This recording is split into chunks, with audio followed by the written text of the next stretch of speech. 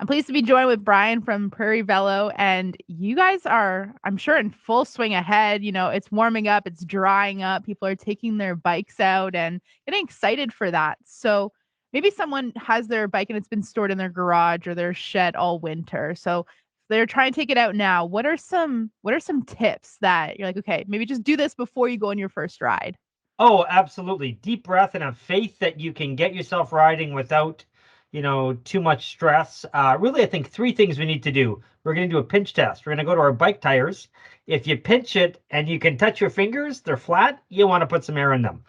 You want to look on the side, but really the whole idea with the pinch test is you should feel a little bit of the tire of tension, but that's it. Shouldn't be rock hard and it shouldn't be like flat. So number one, pinch test. Number two, if your bike's been sitting all winter in a shed or a garage, a little bit of chain lube, stay off like the lawn engine oil, a little bit of chain lube and wipe your bike down is the biggest thing.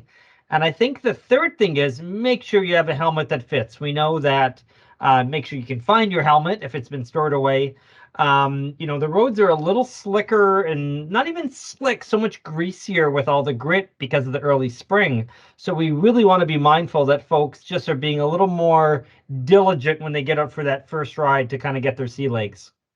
Yeah. So what what can people look for, if they are going for the first ride and it's like, okay, it might be a little bit more slick. So is it just have a little bit more caution or A little bit more patience, a little bit more patience when you're going through a corner. I think also keeping an eye on the potholes out there, wearing that helmet. If you're going with the kiddos, make sure everybody's wearing a helmet. And I think really practicing some safe street safety, if you will, Mhm. stopping at that red light for the first time, making sure your brakes work, that the brake pads aren't kind of just getting old and hard from sitting around.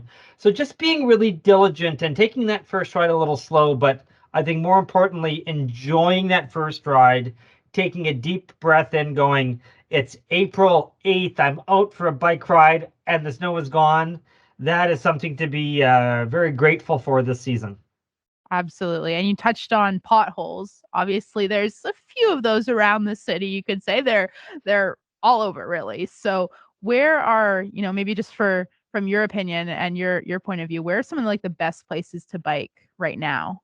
Well, I'm going to be biased here. I'm going to say riding the loop around Prairie Velo at 967 Wolseley. Shameless, plug. We're on a bike path which runs from Wellington Crescent through Wolseley, which is a pretty neighborhood. We've got a great bakery and a coffee shop near us. And then you can get into Assiniboine Park. And if you live out of Winnipeg and you're like, I want to go somewhere north, Birds Hill is an amazing place this time of the year. The group use area is a beautiful little 6 kilometer loop. If you're in St. Pierre, we put together a beautiful 20 kilometer loop with Bonjour Manitoba. If you're in Morden and Winkler, riding some of the bike paths. If you're on Steinbach, just getting on one of the side streets. So I think anywhere is a good place to ride. It doesn't take much. Just when you see a big puddle, try to avoid it because we don't know what's underneath with potholes. And I think any ride's a good ride. Doesn't matter how far or how much you do, you're just doing. Yeah, just get the rust off for the first couple rides of the season. Oh, and the smile on your face. Everyone comes back, and if the ice cream shops are open, it's okay to have an ice cream when you go for a ride. And just start enjoying what we love about Manitoba summers. Absolutely. And really, and like you're saying, it's good for everybody too. You can get the whole kid, you can get all the kids to come, and it's just like a great family activity to do on a nice sunny day as well. Well, and cycling can take so many different variations. We have two-wheel bikes, we have three-wheel bikes, we have our four-wheel options. So we can get, the whole idea is to really be inclusive when we're looking at going for a bike ride. Can we get maybe somebody in the extended family or a neighbor who maybe, we can find a three-wheel bike that somebody has, again, dusty in a garage to get them out with us as well. So just trying to get everyone out because the more we get out, I think the safer the streets are, the more mindful I think the communities are that, yeah, it is cycling season and any community can be a really awesome kind of bike centric place from Niverville to Steinbach to Selkirk to in the city of Winnipeg. It's everywhere is good for biking. Absolutely. And I kind of like what you were just touching on because I was looking at your website too and just seeing like different things that you guys offer just yourselves to make biking inclusive for everybody so that everybody can enjoy it as well. Yeah, and we have some really exciting stuff happening. I got to be careful because it's really up to my communities to announce things, but we're going to have some really cool adaptive bikes in some southwestern pockets of Manitoba. We're really excited about that. We have some demonstration bikes. It's called a wheelchair bike. We're getting a bunch ready to be sent out across the country. And just any adaptive bikes. We do a lot of that. So it's when you say adaptive, maybe it's adding an electric assist from factory to a bike, or something that has an extra wheel, or maybe a push bar if you have somebody in the family who needs a little help steering. Because again, just get out and ride. Everyone loves the wind in their hair, that sun in your face, a little vitamin D therapy in the summer.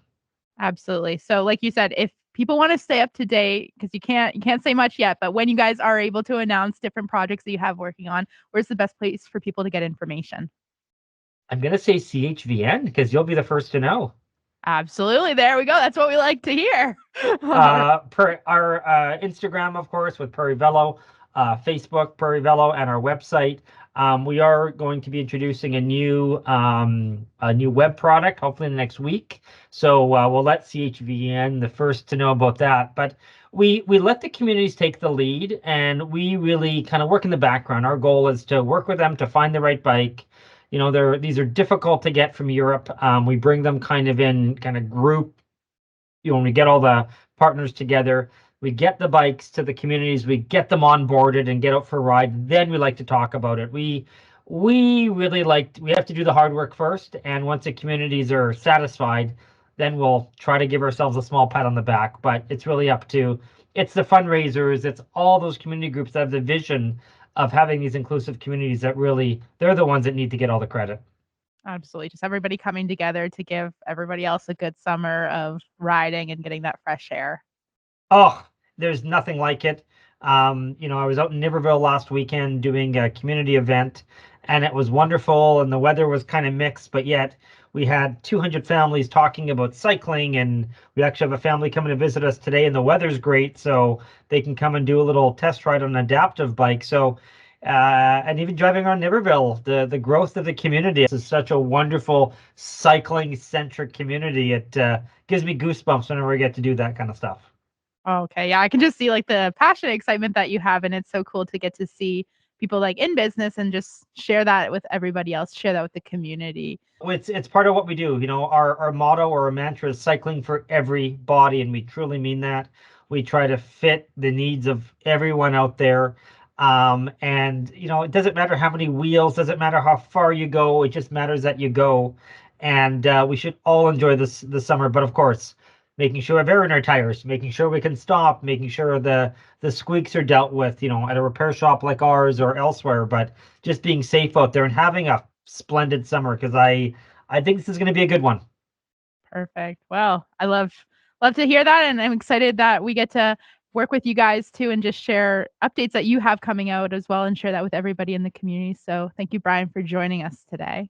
Oh, you're welcome. Thank you so much.